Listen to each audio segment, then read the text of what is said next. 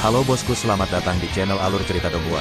Semoga kita semua dalam keadaan sehat walafiat dan berlimpah rezeki. Sebelumnya, Mimin ingin mengingatkan bahwa konten ini full spoiler. Tanpa basa-basi dan berlama-lama lagi, yuk selanjutnya langsung saja kita dengarkan kembali alur cerita kisah Lin Yun dari Donghua Ancient Supremacy. Oh ya, jangan lupa subscribe dan nyalakan loncengnya, agar tidak ketinggalan notifikasi video terbarunya. Bab 996. Jika kita ditak. Lin Yun dikejutkan oleh Jiang Ling. Dia tidak bisa tidak bertanya-tanya seberapa kuat kain itu. Itu disebut kain pertempuran langit. Itu telah memiliki kekuatan besar sejak zaman kuno dan penggunanya tidak perlu menjadi kuat. Bahkan orang biasa pun bisa mengeluarkan kehebatan yang luar biasa dengannya. Jiang Ling kemudian melanjutkan, tapi artefak ini rusak karena pertempuran kuno. Jadi aku akan menyegelnya di dalam tubuhmu dan itu akan membuka segelnya sendiri saat nyawamu terancam. Dengan lambaian tangannya, Jiang Ling memanggil kain putih ke hadapan Lin Yun. Kain ini terlihat biasa saja dan tidak mengesankan. Bahkan membuat Lin Yun merasa seolah-olah itu adalah orang lain. Ini adalah kain pertempuran langit. Lin Yun mengerutkan kening dan mencoba menyentuh kain putih itu. Tapi saat dia bersentuhan dengannya, tekanan tak terbatas menyapu. Tekanan itu meremukkan tubuhnya, mengirimnya jauh sambil memuntahkan darah. Sebelum Lin Yun bisa membersihkan darah dari bibirnya, rasa takut muncul di matanya. Rune-rune kuno terjalin di permukaan kain dan bersinar seperti langit berbintang. Mereka berputar di sekitar kain dengan aura kuno. Kain itu terlihat dekat, namun terasa begitu jauh. Kain itu juga memiliki tekanan yang mencoba memaksanya untuk berlutut. Bagaimana bisa sebuah kain pertempuran memancarkan kekuatan seperti itu? Jangan menyentuhnya. Itu masih bukan milikmu. Jiang Ling tersenyum sebelum mengarahkan jarinya ke depan. Kemudian, kain itu terbang ke arah Lin Yun dan menyatu dengan tubuhnya. Segel, raung Jiang Ling. Di bawah tatapan kaget Lin Yun, kain itu menyatu dengan tubuhnya dan tidak bisa ditemukan. Asal-usul kain ini sangat besar. Jadi jangan menggunakannya sembarangan karena terlalu kuat.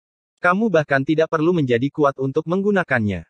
Aku telah menyegelnya sehingga hanya akan membantumu saat nyawamu terancam. Ini untuk memastikan bahwa Anda tidak akan diganggu oleh para Fogey tua itu, kata Jiang Ling. Terima kasih, senior. Lin Yun terus tersenyum karena warisan itu jauh melebihi imajinasinya. Bahkan jika ini adalah kesempatan yang jauh melebihi keberuntungan, tulang sejati naga biru sudah lebih dari cukup baginya. Jiang Ling tidak perlu memberinya sesuatu yang begitu berharga. Saya telah menunggu lama dan Anda adalah penerus terbaik. Lagi pula aku tidak akan bisa tinggal lama. Jiang Ling melambaikan tangannya dan melanjutkan, di masa depan, ketika kesengsaraan datang, saya harap Anda akan mengambil sikap. Era ini tidak tenang sejak lahir, dan dipenuhi dengan kesulitan. Apa maksudmu? Lin Yun bingung saat mendengarnya. Kamu akan tahu suatu hari nanti. Oh, izinkan saya memberi Anda segel untuk mengaktifkan kain pertempuran. Aku harus menambahkan beberapa batasan padanya sehingga kamu tidak bisa menggunakannya untuk menekan orang jenius dalam kultivasi yang sama denganmu. Menggunakannya terlalu sering tidak akan menguntungkanmu. Sebaliknya, itu akan membawa masalah bagimu. Lin Yun dengan mudah mempelajari segel suci langit. Menurut apa yang Jiang Ling katakan, dia tidak bisa menggunakannya kecuali benar-benar diperlukan. Lebih jauh lagi, dia akan berada dalam keadaan lemah untuk waktu yang lama jika dia mengaktifkan segel itu. Lin Yun tidak terlalu peduli karena dia tahu tidak ada gunanya mengandalkan bantuan dari luar untuk pertumbuhannya. Kalau begitu, tidak ada lagi yang bisa kuberikan padamu. Saya hanya punya satu nasihat. Jika kamu tidak bisa melawan, larilah. Tidak ada penghinaan dalam berlari. Lagi pula, kau selalu bisa membalas dendam di masa depan. Namun, Anda harus hidup untuk melakukan itu, senyum Jiang Ling. Secara kebetulan, kamu kebetulan memiliki teknik untuk berlari. Tapi kamu belum merasakan esensi di dalamnya dan tidak bisa mengeluarkan kekuatan penuhnya, kata Jiang Ling. Apakah Anda berbicara tentang 9 transformasi gagak emas? Lin Yun bertanya. Lin Yun tidak bisa memikirkan cara apapun untuk meningkatkan kekuatan teknik bela diri keberuntungan raja ini karena dia sudah mencapai tingkat tinggi di dalamnya. Baiklah. Jiang Ling tiba-tiba muncul di hadapan Lin Yun dan menepuk dahi yang terakhir. Detik berikutnya, api yang dahsyat keluar dari Lin Yun saat cahaya keemasan bersinar. Ketika 9 transformasi gagak emas mulai beredar, serangkaian suara retakan datang dari tubuh Lin Yun yang membuat wajahnya berubah menjadi kesakitan dan mengeluarkan jeritan. Ketika energi gagak emas terakumulasi hingga batas di belakangnya, sebuah ledakan terdengar saat sepasang sayap emas terbuka. Ini membawa kejutan besar bagi Lin Yun karena sayap itu terasa seperti miliknya. Dia bahkan bisa menuangkan energi asalnya ke dalam sayap-sayap itu dengan satu pikiran. Ketika sayap emas membengkak dan mengepak, dia terbang beberapa puluh meter ke langit dengan kecepatan yang luar biasa. Sayap gagak emas. Lin Yun memiliki ketidakpercayaan di matanya karena dia bisa mengatakan bahwa dia akan mencapai kecepatan yang luar biasa dengan mengepakkan sayapnya. Kekuatan yang terkandung dalam sayap itu menakutkan. Apakah ini warisan istana rasi bintang matahari yang asli? Ketika Lin Yun memikirkan tentang 9 transformasi gagak emas lagi, dia menyadari bahwa dia memiliki banyak pencerahan. Saya mengerti. Lin Yun mulai membentuk segel dan membentuk segel gagak emas yang benar-benar baru. Kali ini, segel itu memiliki sepasang sayap yang terpasang. Itu tampak mirip dengan manusia bersayap ketika dia mengeksekusi tinju matahari ilahi, tetapi ada sedikit perbedaan dalam kekuatan. Kamu cukup cepat dalam memahami. Dengan ini, aku tidak perlu khawatir kau akan kehilangan nyawamu lagi, senyum Jiang Ling saat sosoknya mulai memudar. Jelas, dia telah menggunakan semua energinya yang tersisa untuk membantu Lin Yun mewujudkan sayap gagak emas. Senior, Lin Yun segera menghalau sepasang sayap itu dan berseru. Kita mungkin bisa bertemu lagi di masa depan jika kita ditakdirkan. Sekarang aku telah menemukanmu, tidak perlu bagiku untuk tinggal di sini. Aku mungkin juga menggunakan energiku yang tersisa untuk mendorong kultivasi Anda ke jiwa ketiga alam jiwa surgawi, kata Jiang Ling dengan suara yang lebih lemah sebelum dia perlahan menghilang. Begitu Jiang Ling menghilang, istana tempat Lin Yun berada juga menghilang. Lin Yun mendapati dirinya kembali di lautan darah seolah-olah semuanya adalah mimpi. Tapi ketika dia merasakan tulang sejati naga biru, dia tahu bahwa itu bukanlah mimpi. Dia benar-benar memperoleh kesempatan di atas keberuntungan. Bertemu lagi jika kita ditakdirkan. Apakah Jiang Ling senior masih hidup? Lin Yun bergumam saat dia memikirkan banyak hal. Namun, Raja Naga Biru juga mengatakan bahwa dia tidak bisa melindungi keselamatannya. Jadi mengapa dia tidak bisa jika dia masih hidup? Ini benar-benar membingungkan. Lupakan saja. Aku harus fokus untuk membuat terobosan terlebih dahulu. Mata Lin Yun berkedip-kedip karena mencapai jiwa ketiga alam jiwa surgawi membutuhkan akumulasi yang sangat besar. Namun, lautan darah mungkin sudah cukup. Dengan tulang sejati naga biru dan samudera darah, seharusnya tidak menjadi masalah baginya untuk membuat terobosan. Kembali ke alun-alun, banyak orang berada di panggung mereka. Setelah melalui ujian, ada banyak orang yang bahagia dan banyak orang yang sedih. Kultivator terburuk di antara kerumunan telah memperoleh teknik bela diri keberuntungan Tuan dan yang lainnya telah memperoleh teknik bela diri keberuntungan kekaisaran. Orang harus tahu bahwa teknik bela diri keberuntungan tingkat lanjut jarang terjadi di alam Kunlun. Kemudian lagi, tidak ada hasil panen mereka yang sebanding dengan orang-orang seperti Qin Lin dan Jun Mengchen. Keduanya telah memperoleh teknik bela diri keberuntungan kekaisaran, yang bisa dianggap sebagai panen yang cukup besar. Wajah mereka penuh dengan kegembiraan saat ini. Namun, ketika mereka bertatapan dengan Pei Sui, mereka penuh dengan keengganan. Bagaimanapun, tidak satupun dari mereka yang bisa mendapatkan kesempatan di atas keberuntungan. Warisan di panggung milik Cakar Naga Biru tidak rendah.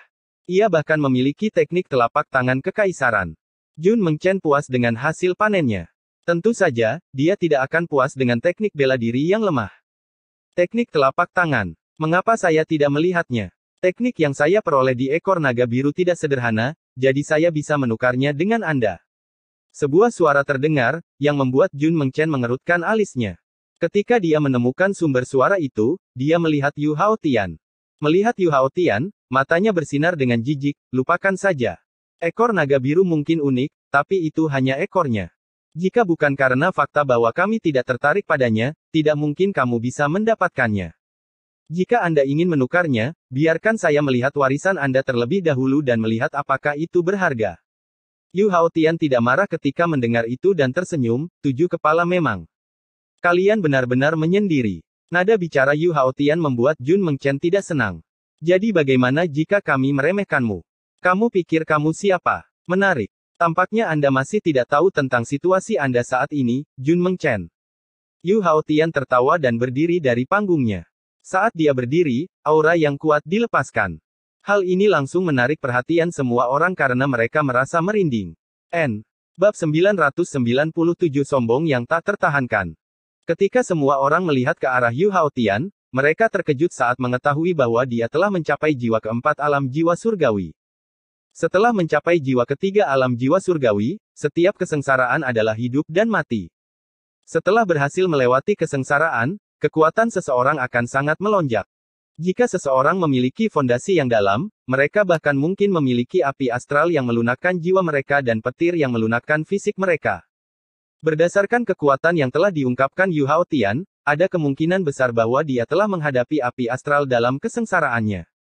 Yang lebih mengejutkan lagi adalah kenyataan bahwa dia baru saja mencapai jiwa ketiga awal alam jiwa surgawi ketika dia tiba di area terlarang Changlong. Tidak ada yang bisa membayangkan apa yang diperoleh Yu Hao Tian dalam ujian untuk meningkatkan kekuatannya begitu banyak. Ketika Yu Hao Tian memandang Jun Mengchen, suasana di sekitarnya menjadi tegang. Tidak ada yang tahu apa yang coba dilakukan Yu Hao Tian. Apakah dia akan bergerak melawan Jun Mengchen?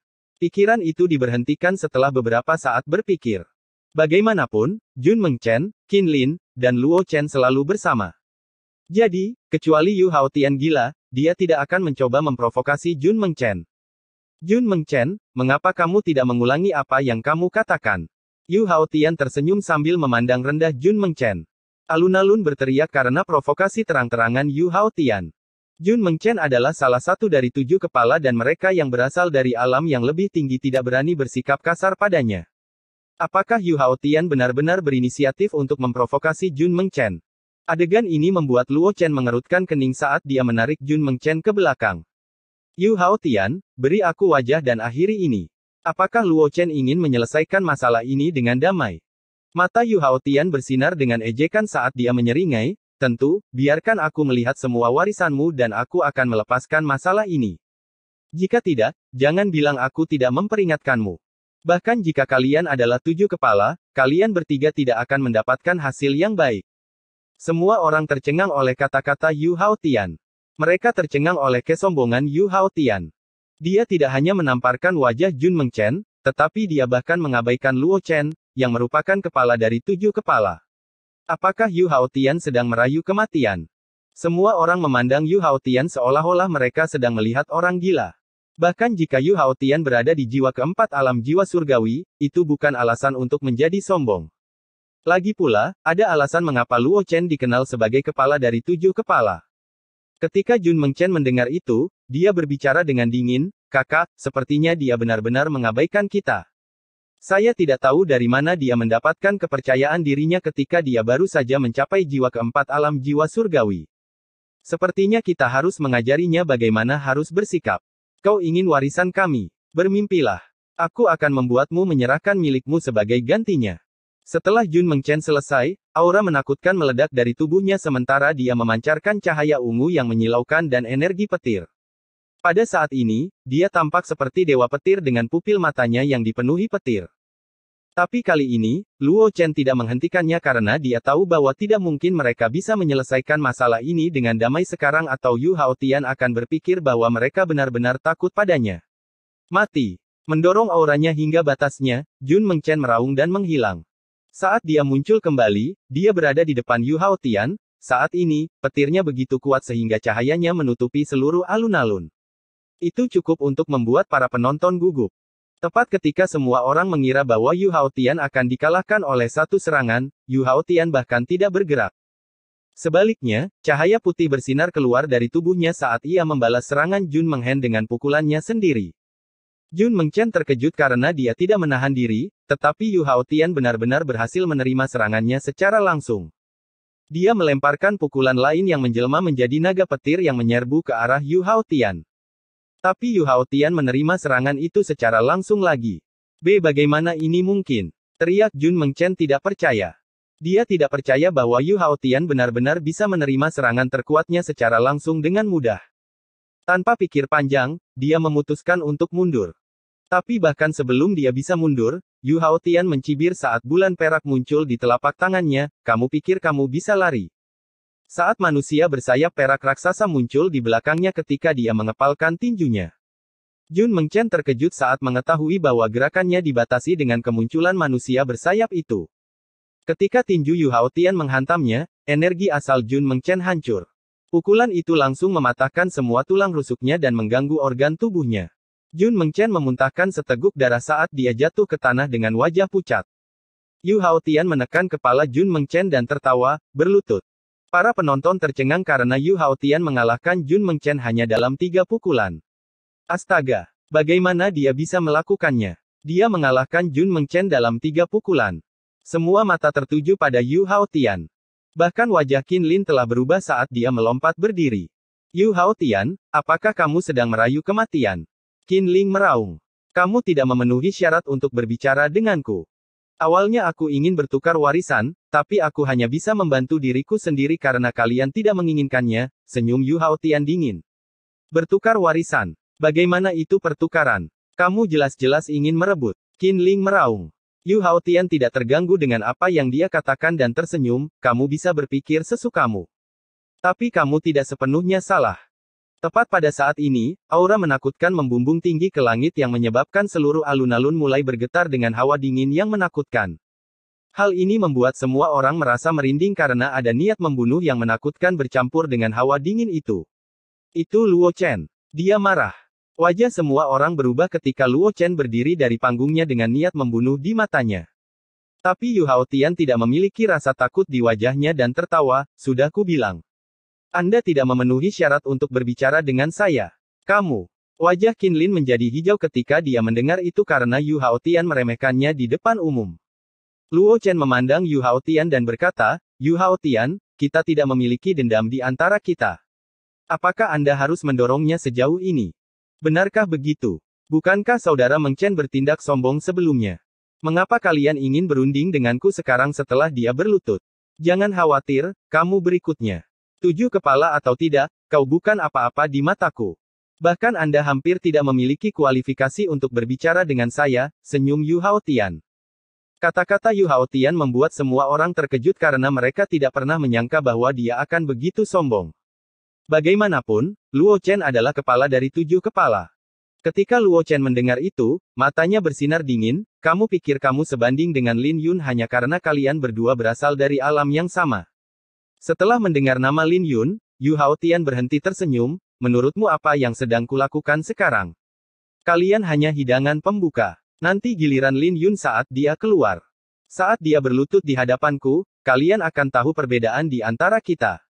Dia bukan apa-apa selain badut di mataku. Aku, Yu Haotian, adalah yang terkuat dari domain selatan kuno dan dia bukan apa-apa. Bukan apa-apa.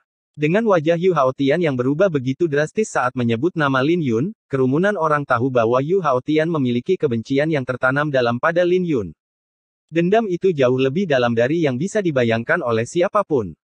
Kamu akan menyesalinya, kata Luo Chen dengan acuh tak acuh. Hentikan omong kosong ini. Kalian berdua bisa datang padaku bersama-sama. Jika tidak, jangan salahkan saya karena tidak memberi Anda kesempatan, jawab Yu Haotian dengan dingin. Ketika dia selesai, sebuah sarung tangan hitam muncul di hadapannya. Sarung tangan itu berkobar dengan api yang aneh, seolah-olah bisa membakar ruang angkasa. Api astral, kepala dari 7 kepala. Kamu tidak ada apa-apanya di mataku. Yu Haotian mengenakan sarung tangan di tangan kanannya saat penghinaan melintas di matanya.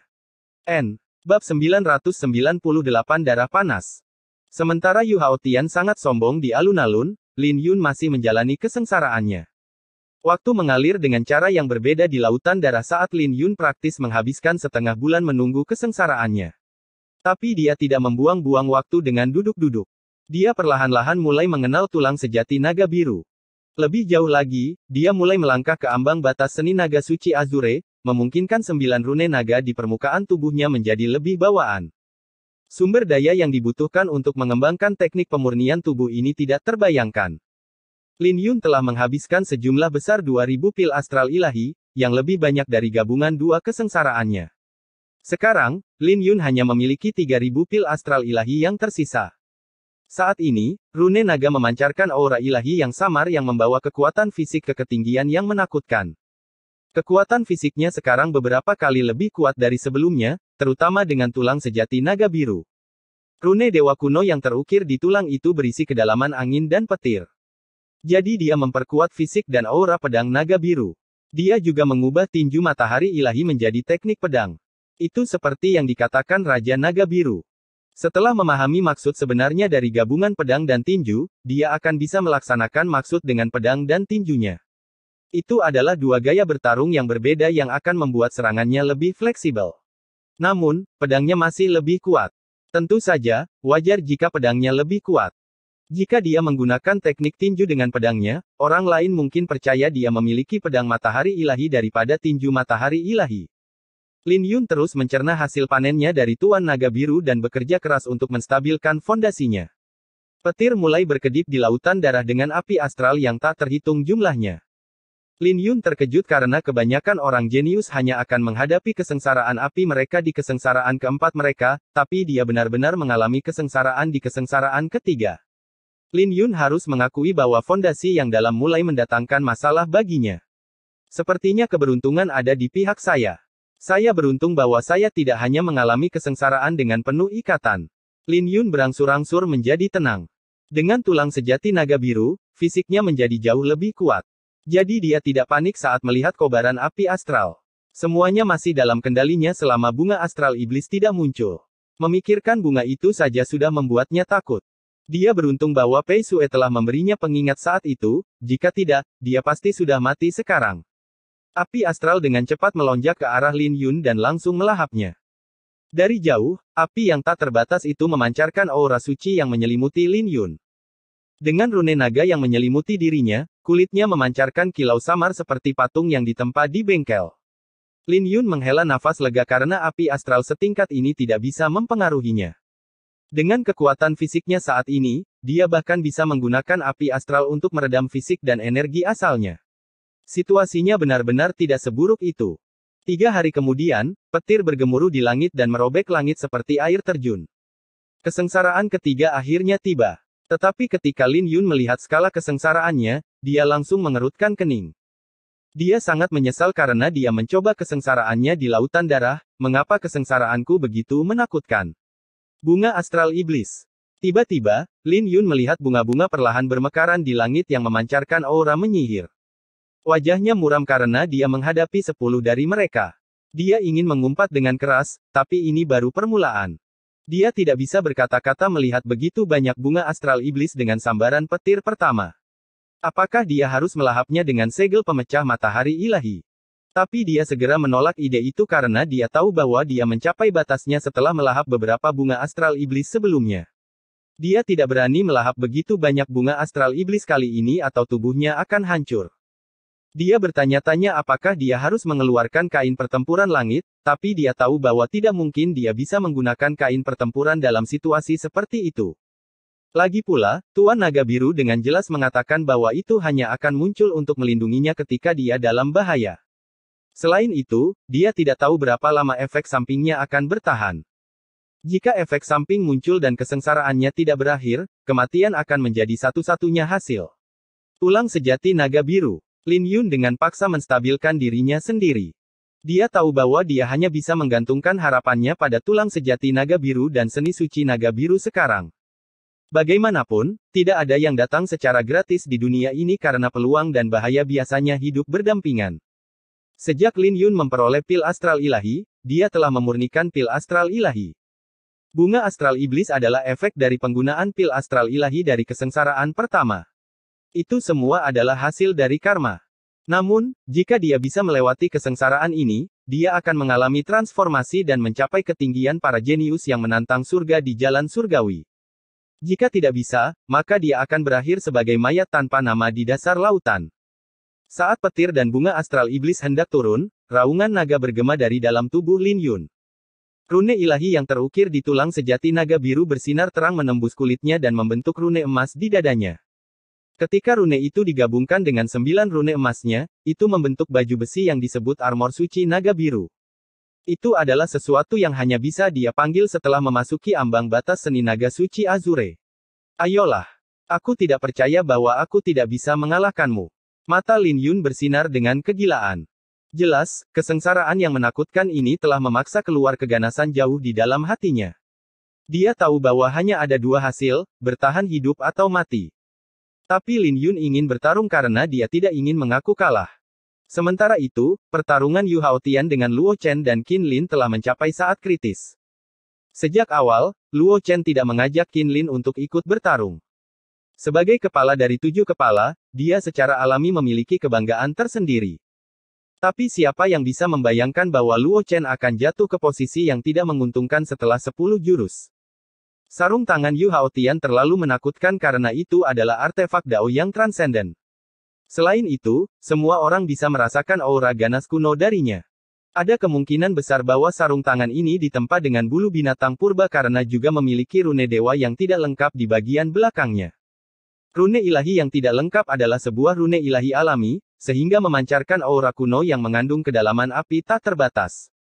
Sulit membayangkan artefak seperti apa yang akan terjadi jika rune ilahi itu lengkap.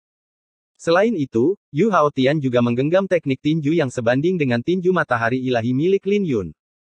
Dipasangkan dengan sarung tangan, kekuatan tinju bulan ilahi Yu Haotian bahkan lebih menakutkan daripada tinju matahari ilahi Lin Yun. Tanpa kekuatan yang cukup, Luo Chen akan dikalahkan oleh Yu Haotian setelah 1 jurus. Namun, Qin Lin tidak terlalu senang dengan peluang Luo Chen, jadi dia dengan cepat bergabung dalam pertarungan setelah 10 jurus. Qin Lin bergabung dalam pertarungan tidak mengubah apapun. Bahkan dengan mereka berdua bekerja sama, mereka masih tidak bisa mendapatkan keunggulan. Mereka hampir tidak bisa memblokir tinju bulan ilahi Yu Haotian dan hanya masalah waktu sebelum mereka dikalahkan. Pada saat ini, semua orang mulai melihat rahasia Yu Haotian. Mereka akhirnya bisa mengerti mengapa dia menahan serangan terkuat Jun Mengchen dengan begitu mudah. Cahaya bulan putih yang memancar dari Yu Haotian dapat melahap energi asal dari serangan lawannya, yang membuatnya menjadi lebih kuat sepanjang pertarungan. Bab 999 dia datang. Monster yang luar biasa. Sepertinya warisan ekor naga biru tidak bisa diremehkan. Dia menyembunyikan dirinya terlalu dalam. Benar-benar menakutkan bermusuhan dengan musuh sekuat itu. Semua penonton dikejutkan oleh kekuatan Yu Haotian. Di udara, Luo Chen dan Qin Lin memuntahkan darah saat energi asal yang melindungi mereka mulai menghilang. Tinju bulan ilahi, 3 segel gabungan. Yu Haotian tertawa saat 3 segel muncul di atas manusia bersayap perak di belakangnya. Itu adalah teknik rahasia serupa yang sebanding dengan tinju matahari ilahi milik Lin Yun. Merasakan aura yang datang dari Yu Haotian, wajah Luo Chen dan Qin Lin berubah karena mereka bisa merasakan bahaya yang datang. Tapi sebelum mereka bisa bereaksi, mereka diselimuti oleh cahaya bulan perak. Tiba-tiba, tubuh mereka mulai patah saat jatuh dari langit. Hanya dengan 1 pukulan, Luo Chen dan Qin Lin mendarat di tanah di sebelah Jun Mengchen. Karena Jun Mengchen dibatasi oleh Yu Haotian, dia bahkan tidak bisa bergerak dari posisi berlutut. Tetapi dibandingkan dengan dia, Luo Chen dan Qin Lin keduanya memiliki wajah yang berubah karena kesakitan dan menyadari bahwa mereka tidak bisa bergerak. Yu Haotian berdiri di langit yang diselimuti cahaya bulan dan api astral hitam. Dia menatap Luo Chen, Qin Lin, dan Jun Mengchen dengan ejekan di matanya. Kepala dari 7 kepala, kamu hanya lelucon. Yu Haotian mendengus. Dia kemudian mengangkat kepalanya untuk melihat Pei Sue dengan cahaya dingin berkedip-kedip di pupil matanya. Mungkinkah dia ingin bergerak melawan Pei Sue? Adegan ini membuat semua orang gugup karena mereka tahu bahwa Pei Sue memiliki asal-usul yang misterius. Bagaimanapun, Mu Xiuhan dan Luo Chen tidak berani memprovokasi dia. Meskipun tidak ada yang tahu tentang asal-usulnya, mereka semua memiliki tebakan kasar. Jadi jika Yu Haotian berani memprovokasi dia, itu pasti akan menyebabkan riak besar dan mengguncang seluruh jalan surgawi. Yu Haotian secara alami dapat mengetahui bahwa asal-usul wanita ini tidak sederhana dan ada kekuatan menakutkan yang tersegel di dalam tubuhnya yang membuatnya merasa takut. Jika dia bisa, dia tidak ingin memprovokasi wanita itu. Tapi dia telah merusak rencananya sebelumnya ketika dia mencoba merencanakan melawan Lin Yun. Fakta ini saja sudah membuatnya marah. Dia ingin membunuhnya dengan segenap jiwa raganya, bahkan lebih dari dia ingin membunuh Luo Chen. Bagaimanapun juga, dia tidak bisa membiarkan dia mengganggu pertarungannya. Kamu pikir kamu tak terkalahkan hanya karena kamu mendapatkan sarung tangan bayangan ilahi karena keberuntungan. Dadamu pasti sakit sekarang, kan? Perasaan hatimu dikunyah oleh jiwa iblis yang tersisa tidaklah mudah untuk ditanggung, senyum Pei Sue. Ketika Yu Haotian mendengar itu, matanya bersinar lebih dingin. Entah bagaimana, Pei Sue tahu asal-muasal sarung tangannya dan kekurangannya. Melihat Pei Sue, niat membunuh mulai melonjak di sekitar Yu Haotian, kamu tidak perlu khawatir tentang itu. Saya tidak ingin melawan Anda. Pergilah sekarang dan aku akan mengampuni hidupmu. Kata-kata Yu Haotian membuat para penonton terkejut. Bagaimanapun, mereka semua secara kasar menebak asal-usul Pei Sui. Jika spekulasi mereka benar, maka keberadaan Pei Sui seperti dewa di jalan surgawi dan tidak ada yang berani memprovokasinya. Namun Yu Haotian justru menyuruhnya pergi dan terlihat seperti ingin membunuhnya. Mereka sudah tahu bahwa Lin Yun, yang juga berasal dari alam Xuan Huang, sombong. Tapi kesombongan Yu Haotian praktis menghancurkan pikiran mereka. Tampaknya dia telah menekan dirinya sendiri untuk waktu yang lama dan akhirnya melepaskan belenggu. Pei Sui tersenyum ketika dia mendengar itu, kamu takut aku akan membantu Lin Yun ketika dia keluar. Mendengar apa yang dikatakan Pei Sui, niat membunuh Yu Haotian semakin melonjak. Dia tidak lagi menyembunyikan niat membunuhnya sambil menatap Pei Sui, bukan hal yang baik bagi seorang wanita untuk menjadi terlalu pintar. Kesempatan di atas keberuntungan tidak mudah didapat. Saya berharap dia bisa keluar hidup-hidup sehingga saya bisa menginjak-injaknya. Tapi sebelum itu, kamu bisa meninggalkan hidupmu. Saat Yu Haotian menyelesaikan kata-katanya, api berkobar lebih ganas di sarung tangannya. Api astral hitam itu tidak seperti api astral biasa karena memancarkan aura kuno. Aura itu secara alami berasal dari rune ilahi yang belum lengkap dan itu bernama bayangan ilahi. Aku hanya takut kamu tidak memiliki kemampuan itu. Ekspresi Pei Sui acuh tak acuh saat tombak ungu muncul di tangannya. Kemudian, cahaya ungu terdistorsi di sekelilingnya. Kalau begitu kamu benar-benar meremehkanku. Yu Haotian tertawa dan mengeksekusi warisannya dari Istana Naga Biru untuk pertama kalinya. Itu adalah teknik gerakan menakutkan yang mengubahnya menjadi naga biru. Ketika naga itu bergerak, ruang angkasa mulai terdistorsi oleh energi petir naga yang menakutkan. Tekanan tersebut menyebabkan seluruh alun-alun bergetar hebat saat seekor naga biru besar menyerbu ke arah Pei Sui. Adegan ini menyebabkan wajah Pei Sui berubah karena dia tidak pernah menyangka bahwa Yu Haotian telah menggenggam warisannya dari Istana Naga Biru. Warisannya terlalu dalam, jadi dia hanya menyentuh permukaannya. Tapi Yu Haotian sepertinya ada seseorang yang membimbingnya karena dia sudah menggenggamnya. Bagaimanapun, Yu Haotian tidak mendapatkan kesempatan di atas keberuntungan dan tidak mungkin roh naga akan membimbingnya. Terkejut, Pei Sui menderita kerugian besar saat dia memuntahkan darah. Dia terlempar beberapa ratus meter sebelum berhasil menstabilkan diri. Kemudian, retakan menyebar di panggung tempat Yu Haotian mendarat sementara rune mulai menghilang. Itu kesempatan di atas keberuntungan. Mereka yang melihat teknik gerakan Yu Haotian untuk pertama kalinya tidak bisa mempercayai mata mereka. Sepertinya tidak seperti itu. Dilihat dari percakapan mereka, kesempatan di atas keberuntungan diperoleh oleh Lin Yun. Tapi serangan itu terlalu menakutkan. Tidak heran Luo Chen, Qin Lin, dan Jun Mengchen kalah. Bahkan tanpa sarung tangan itu, tidak mungkin mereka bisa bersaing dengan Yu Haotian. Kekuatan Yu Haotian benar-benar mengejutkan semua orang. Masih belum membuka segelmu. Yu Haotian mengangkat alisnya dan tersenyum dingin, melihat pakaian robek di Pei Sui tanpa syarat. Mata Pei Sui berkobar dengan amarah karena ini adalah pertama kalinya dia membenci seseorang sebanyak ini di jalan surgawi. Cek, cek. Kamu adalah kecantikan yang langka sehingga kamu terlihat menawan bahkan saat kamu marah. Yu Haotian menjilat bibirnya dan tersenyum, masih belum membuka segelmu. Sepertinya kamu menaruh harapan pada kekasih kecilmu. Tapi sayang sekali Lin Yun adalah sampah. Jika dia berhasil keluar hidup-hidup, dia akan dipaksa berlutut di hadapanku. Aku sudah berubah pikiran. Aku tidak akan membunuhmu. Aku akan menunggunya keluar dan kemudian kau akan melihat siapa yang terkuat di distrik Changlong. Yu Haotian dipenuhi dengan kepercayaan diri yang tak tertandingi dan dia bahkan merasa tak terkalahkan setelah mengalahkan Pei Sui dengan satu serangan. Sebelum Pei Sui dapat menanggapi, ledakan aura yang menakutkan tiba-tiba menyapu alun-alun saat panggung jantung naga biru bersinar terang. Dengan cahaya yang cemerlang, sesosok tubuh perlahan-lahan berjalan keluar. Saya mendengar bahwa Anda sedang menunggu saya. Sebuah suara terdengar saat kecemerlangan itu perlahan menghilang. Kerumunan menjadi bersemangat karena Lin Yun akhirnya ada di sini. Dan Lin Yunlah yang telah memperoleh kesempatan di atas keberuntungan. Bab 1000 Armor Suci Naga Biru. Sebelum ujian, tidak ada yang akan menganggap Yu Haotian setara dengan Lin Yun. Namun, kekuatan yang ditampilkan Yu Haotian sangat mengejutkan. Selain itu, kerumunan orang tahu bahwa warisan ekor naga biru tidak bisa diremehkan. Jadi mereka mulai bertanya-tanya seberapa ganas pertarungan antara Lin Yun dan Yu Haotian nantinya. Bagaimanapun, semua orang tahu bahwa ada perseteruan di antara mereka dan emosi Yu Haotian akan berubah drastis saat nama Lin Yun disebutkan. Sekarang, Lin Yun akhirnya kembali, membawa kesempatan di atas keberuntungan bersamanya. Tapi tidak ada yang berani mengucapkan sepatah kata pun saat mereka melihat Lin Yun dan Yu Haotian. Ketika Lin Yun tiba, Yu Haotian mengalihkan pandangannya dari Pei Sue ke Lin Yun. Bagaimanapun, dia telah menderita terlalu banyak di tangan Lin Yun. Bagaimana mungkin dia tidak bersemangat dengan balas dendam yang sudah dekat? Jika dia bisa membunuh seseorang dengan tatapannya, Lin Yun pasti sudah mati sekarang. Wajah Yu Haotian dingin saat dia berkata, "Aku sudah menunggumu untuk waktu yang lama. Aku senang kamu tidak mati, itu akan membosankan. Bagaimanapun, aku akan membuatmu berlutut di hadapanku."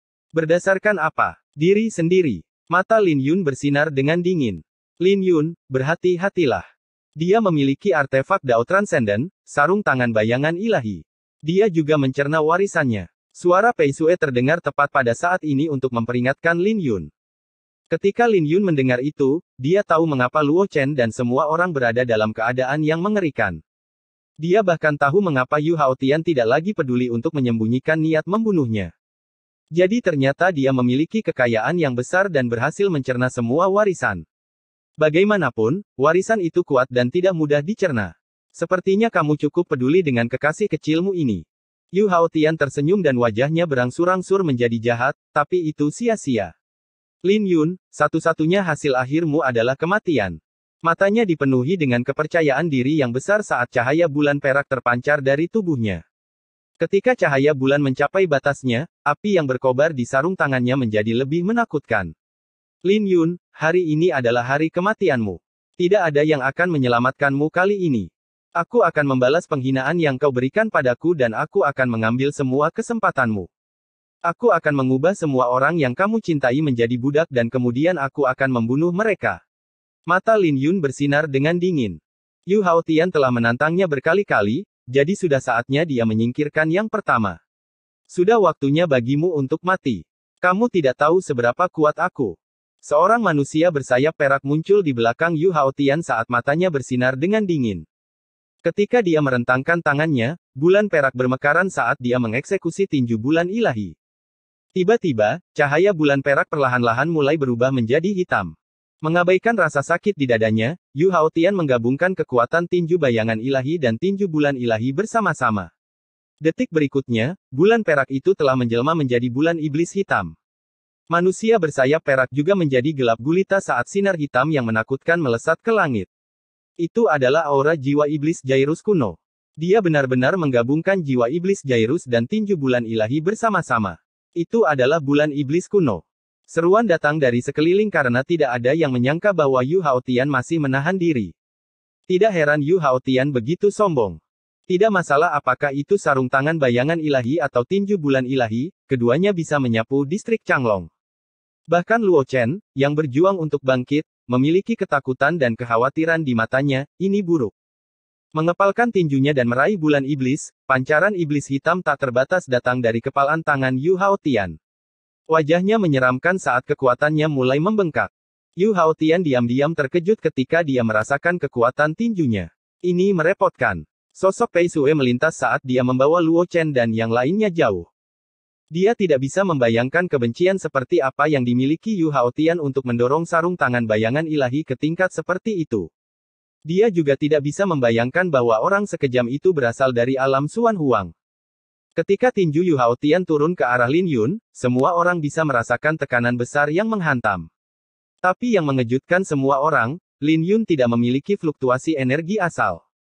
Sebaliknya, dia membentuk segel kuno sementara rune ilahi di tulang sejati naga biru bersinar terang.